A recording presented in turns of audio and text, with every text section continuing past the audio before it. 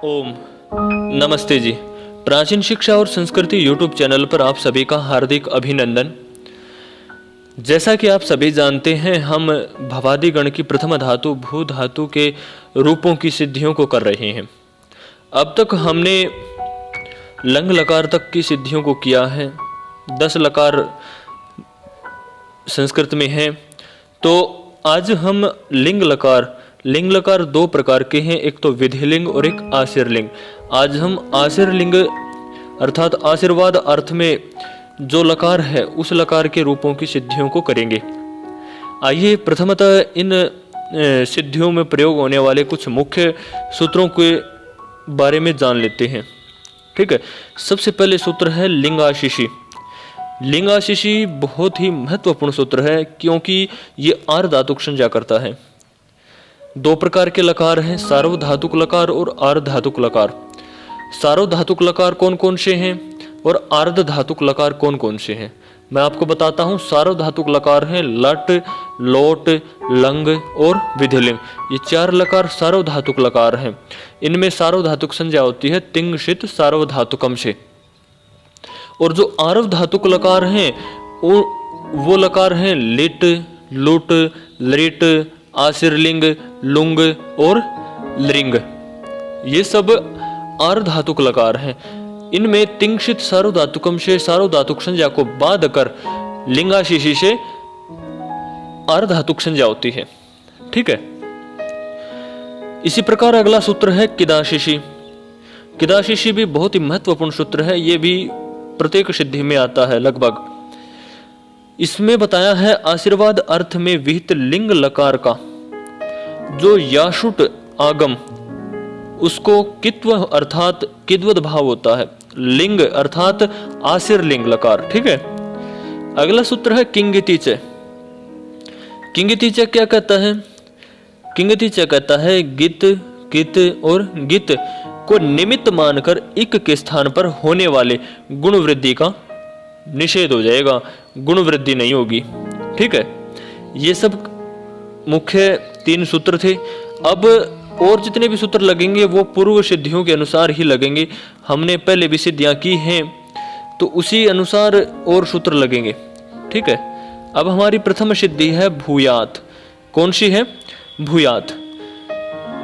अब आशीर्लिंग के रूप कैसे चलते हैं? भूयात, भूयास्ताम, भूयासु, भूया, भूयास्तम, भूयास्त, भूयाशम, भूयास्व, भूयास्म।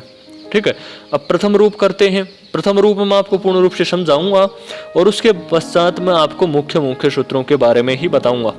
ठीक है, अन्यथा वीडियो काफी लंबी हो जाएगी।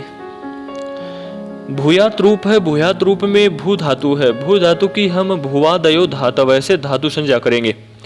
धातु संज्ञा करने के पश्चात अब हम अधिकार सूत्र लेके आएंगे लस्य के।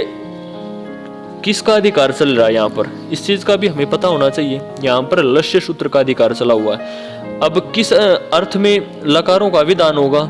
लस्य तो लकारों का विधान करता है, अधिकार करता है। अब किस अर्थ में लकारों का विधान होगा?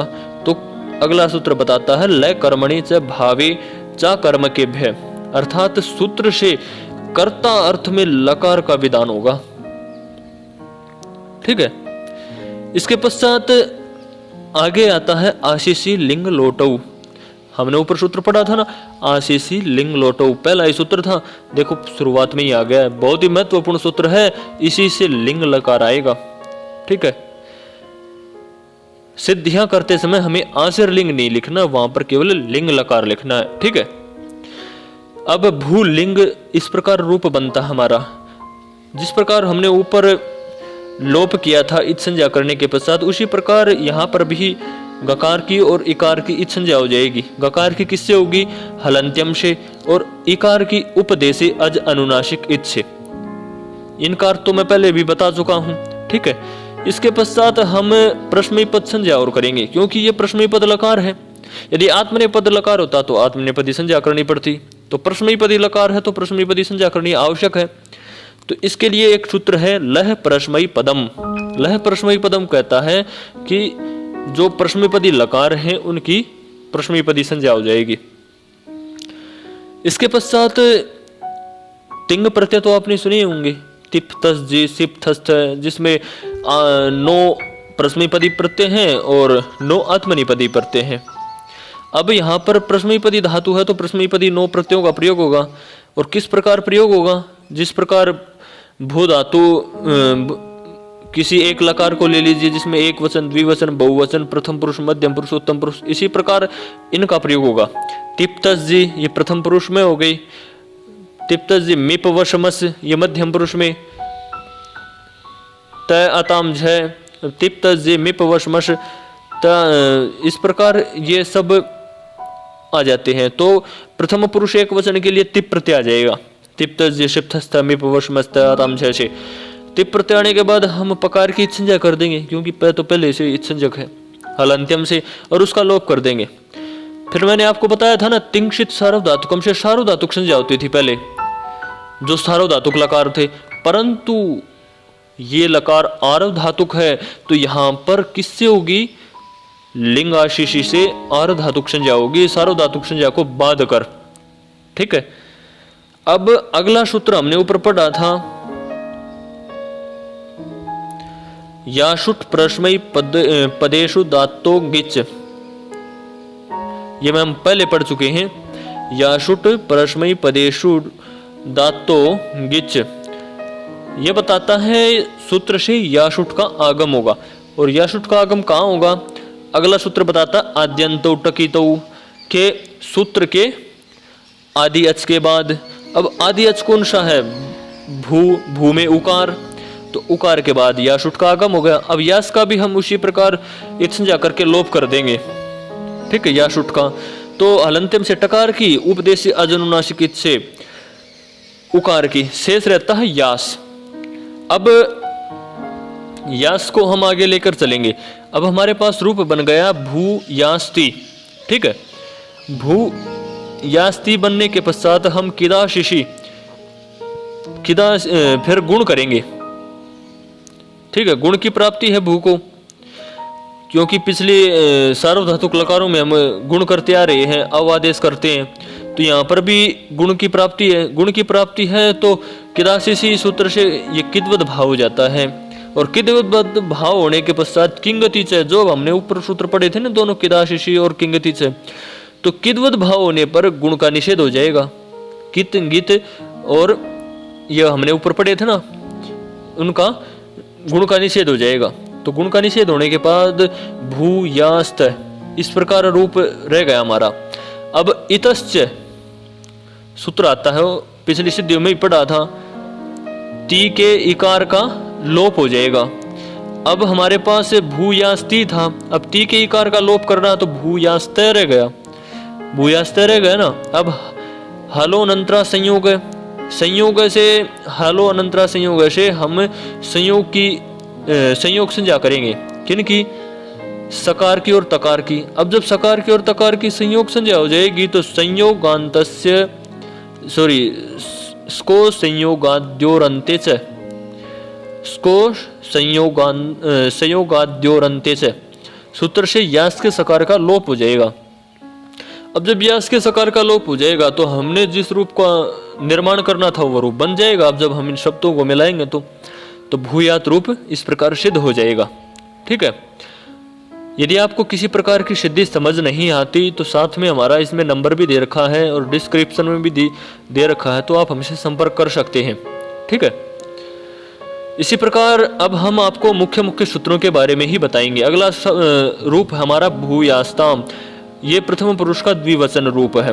भूयास्ताम किस प्रकार बनेगा? जिस प्रकार ऊपर की प्रक्रियाएं चलती हैं, लिंग लकार आ जाएगा, लिंग लकार में शेष लय रहेगा, तिपादी प्रत्ययों में तस् प्रत्यय आ जाएगा, फिर सार्वधातुक संज्ञा को बांध कर लिंगाशीषी से आर्धातुक संज्ञा करेंगे। फिर यासुट का आगम होगा, यासुट के आगम के पश्चात वही बिल्कुल उसी प्रकार, किस प्रकार? जिस प्रकार हमने पिछली सिद्धि में किया था, सार्वधातुक गुण की प्राप्ति थी, किद्वत भाव होने के कारण गुण का निषेध हो गया। फिर अगला सूत्र आता है तस थस मिपाम तान ताम है। पिछले रूप की सिद्धियों में हमने इसका प्रयोग किया था और उससे पहले भी किया था। अब ये सूत्र क्या कहता है? सूत्र से तस के स्थान पर ताम आदेश हो जाएगा। अब हमें रूप क्या बनाना है? भूयास्ताम। अब तस था, तस के स्थान पर ताम हो गया, भूयास्ताम। अब भूयास्ताम हो गया।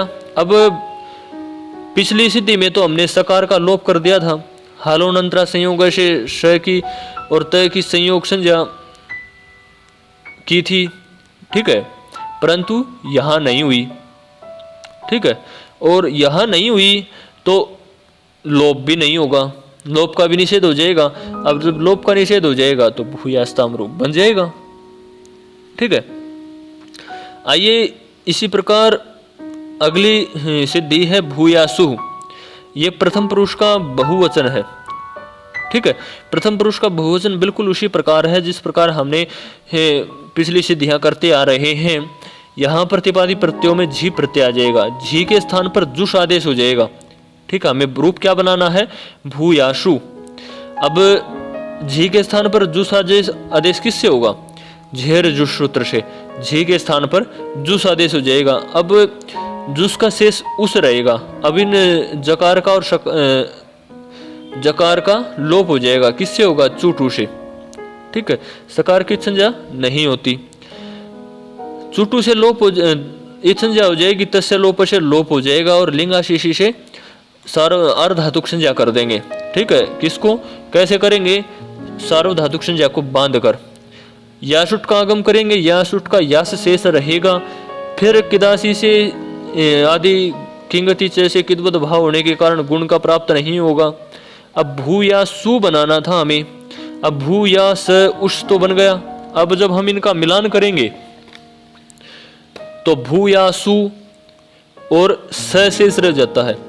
रुत्व विसर्ग तो आपको करना आता ही है, सस जुसो रुषे रू और उपदेश अजनुनाशिक से उकार का लोप, उकार की संज्ञा तस्य लोप से लोप, विरामो अवसानम से अवसान संज्ञा करने के पश्चात खर अवसान विसर्जनीय सूत्र से विसर्ग आदेश कर देंगे और भूयासु रूप बन जाएगा। अब मध्यम पुरुष का एक वचन आता है भूया, बिल्कुल इसी प्रकार भूया रूप बनेगा। सिप आदि तिप्तजी प्रत्ययों में से सिप आ जाएगा जो मध्यम पुरुष का एक वचन है। अब जब सिप प्रत्यय आ जाएगा तो सी शेष रहेगा, पकार की संज्ञा हो जाएगी, अर्धातुक संज्ञा करने के पश्चात यासुट का आगम होगा। अब यासुट का यास शेष रहेगा। अब जब यास शेष रह जाएगा तो भू या सी इस प्रकार रूप बनेगा। अब सी के इकार का हमें लोप करना है, किससे होगा, देखिए पिछली सिद्धि में किस प्रकार इकार का लोप किया था, इतश्च सूत्र है, इतश्च सूत्र से इकार का लोप हो जाएगा। अब जब इतश्च सूत्र से इकार का लोप हो जाएगा तो उसको संयोगाद्योरंत्य से सकार का भी लोप हो जाएगा, भूयास के सकार का। अब भूयास के सकार का लोप हो गया तो स जो अंतिम स रह गया, सिप का स था, उसको रुत्व विसर्ग होकर भूया रूप बन जाएगा। आइए मध्यम पुरुष का द्विवचन है भूयास्तम।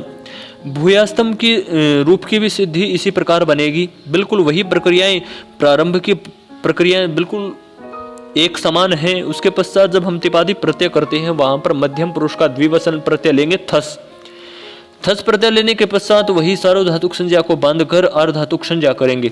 फिर यासुट का आगम, यासुट का शेष यास रहेगा, भू यास थस रूप शेष रह जाएगा। वही गुण की प्राप्ति थी, किदाशीषी से किद्वत भाव और किंगति जैसे उसका निषेध हो जाएगा। फिर उसके पश्चात सूत्र आया तस थस मिपाम तान ताम है, सूत्र से थस के स्थान पर तम आदेश हो जाएगा। अब थस था, थस के स्थान पर तम आदेश हो गया। अब जब तम आदेश हो गया तो भूयास्तम रूप बन गया। इन सबको मिलाएंगे तो बहुत ही आसान है ना। इसी प्रकार हम अगली सिद्धि की तरफ बढ़ते हैं भूयास्त। भूयास्त भी बिल्कुल इसी प्रकार है, ऊपर की प्रक्रियाएं बिल्कुल समान रहेंगी। और जब हम तिपादी प्रत्ययों में आएंगे तो वहां पर थ प्रत्यय आ जाएगा। थ प्रत्यय के बाद सार्वधातुक संज्ञा को बांधकर अर्धातुक संज्ञा करेंगे, यासुट का आगम करेंगे। यासुट का यास शेष रहने के पश्चात गुण की प्राप्ति के साथ किद्वत भाव होने के पश्चात गुण का निषेध हो जाएगा। फिर वही तस थस मिपाम तान ताम है, सूत्र से थ के स्थान पर क्या होएगा, तय आदेश। अब जब थ के स्थान पर तय आदेश हो जाएगा तो भूयास्त रूप बन जाएगा, ठीक है। अगली सिद्धि आती है भूयाशम। उत्तम पुरुष का एक वचन है, ध्यान रखें बहुत ही महत्वपूर्ण है। अब भूयाशम बनाते हैं, ऊपर की प्रक्रियाएं तो वही रहेंगी। तिपादी प्रत्ययों में मिप प्रत्यय लग जाएगा। उत्तम पुरुष का जो एक वचन में प्रत्यय आता है मिप, मिप का शेष मी रहेगा। वही अर्धातुक संज्ञा करने के पश्चात याशुट का आगम, याशुट का यास शेष रहेगा। गुण की प्राप्ति थी परंतु केद्वद भाव होने के कारण निषेध हो जाएगा। वही सूत्र लगेगा तस थस मिपाम तान ताम। देखिए कितना महत्वपूर्ण सूत्र है, बहुत स्थानों पर इसका प्रयोग होता है, याद रखें इसको। सूत्र से मिप के स्थान पर अम का आदेश हो जाएगा, मिप के मी के स्थान पर। तो मी के स्थान पर जब अम आदेश हो गया तो रूप बन गया भूयासम, बन गया ना, ज्यादा कठिन तो नहीं था। आइए इसी प्रकार हम आगे बढ़ते हैं। भूयास्व, भूयास्व भी बिल्कुल इसी प्रकार है। तिपादी प्रत्ययों में हम वस प्रत्यय लेके आएंगे। उत्तम पुरुष का द्विवचन, अर्धातुक संज्ञा करने के पश्चात याशुट का आगम, याशुट का यास शेष रहेगा और गुण की प्राप्ति किद्वद भाव होने के कारण उसका निषेध हो जाएगा। ठीक है, अब जब गुण की प्राप्ति का निषेध हो जाएगा तो वस, भू, यास और वस शेष रहता है। हमें क्या बनाना है? भूयास्व बनाना है। अब सकार का हमें लोप करना पड़ेगा। सकार का लोप किस सूत्र से होगा? देखिए उत्तम पुरुष के द्विवचन में पीछे हमने किस सूत्र का प्रयोग किया था? पीछे सूत्र का प्रयोग किया था नित्यम गीत है। नित्यम गीत से वस के सकार का लोप हो जाएगा। जब लोप हो जाएगा तो भूयास्व रूप बन जाएगा। ठीक है, इसी प्रकार आज की हमारी अंतिम सिद्धि है भूयास्म। भूयास्म सिद्धि बिल्कुल वही प्रक्रिया चलेगी। तिपादी प्रत्ययों में मस प्रत्यय आएगा। मस प्रत्यय आने के पश्चात वही सार्वधातुक संज्ञा को बांधकर आर्धातुक संज्ञा करेंगे। आर्धातुक संज्ञा करने के पश्चात याशुट का आगम होगा। याशुट परस्मै पदेशु दातो गिच, सूत्र से याशुट का आगम, याशुट के आगम के पश्चात शेष यास रहेगा याशुट का। फिर सार्वधातुक गुण की प्राप्ति होने के साथ, गुण की प्राप्ति होने के कारण, गुण की प्राप्ति है सार्वधातुकार धातुकयो से, फिर किदाशी से किद्वद भाव होने के कारण गुण का निषेध हो जाएगा किंगति च से। अब जब गुण का निषेध हो जाएगा तो गुण नहीं होगा, भू याश मस। अब मस का सकार का लोप करना पड़ता है। ये किससे होगा? देखिए पिछले लकार में हम किससे किया था मस के सकार का? तो पीछे किया था हमने नित्यम गीता से। नित्यम गीता से किया था तो यहाँ पर भी नित्यम गीता से ही होगा। ठीक है, तो भूयाश में इस प्रकार ये रूप बन जाएगा। आज के लिए इतना ही, फिर अगले लकार में हम आपसे फिर मिलेंगे। धन्यवाद। यदि आपको ये वीडियो पसंद लगती है, पसंद आती है तो इसे अपने मित्रों के साथ जरूर शेयर करें, क्योंकि संस्कृत व्याकरण ज्यादा कठिन नहीं है परंतु समझ में बहुत ही जल्दी नहीं आती। ठीक है, समय लगाना पड़ता है इसमें, और हमने ये सरलता से सिद्धियां की हैं। और आजकल तो जो शास्त्री है और एमए है, आचार्य है, उन सब में सिद्धियों का प्रयोग होता है। और भवादि गण जो 10 गण है, 10 गण है, उनकी सिद्धियों का तो बिल्कुल ज्यादा, सबसे ज्यादा प्रयोग होता है। और इसी प्रकार शब्द रूपों की सिद्धियों का प्रयोग होता है, दबाकर प्रयोग होता है। तो हम आपको ये सरलता से प्राप्त करा रहे हैं, तो आप अपने मित्रों के साथ इसे जरूर शेयर करें। धन्यवाद, फिर मिलेंगे अगले वीडियो में।